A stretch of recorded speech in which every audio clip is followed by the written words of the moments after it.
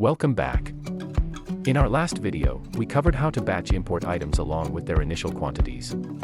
Today, we're going to take a closer look at adding items one at a time and setting up their initial quantities directly in our system. Before we dive into creating a new item, it's important to set up a few basics that match your business needs, like brands, categories, and locations. Under the Inventory section, you can add brands through Manage Brand, create categories via Manage Category, and define locations using Manage Location screen. Let's talk about locations.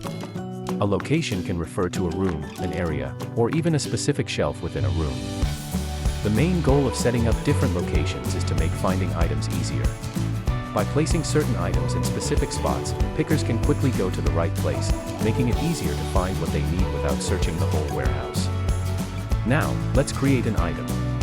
Navigate to Inventory, then click on New Item. Here, you'll enter all the product details that you wanted to store. You can choose to name the item yourself or let the system auto-generate a SKU for you. To enable SKU auto-generation, go to Settings, Company Profile, then click Settings and check the box for Auto-General Item SKU. Once your item is created, the next step is to specify its initial quantity. This is done on the Manage Item screen. If you haven't assigned a location yet, the system will place the stock in a default location. Remember, you can always transfer it to a different location later. And that's it. You've successfully created an item and added its initial quantity.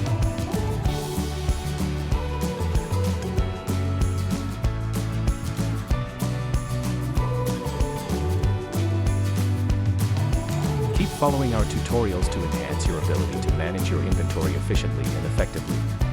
See you in the next video.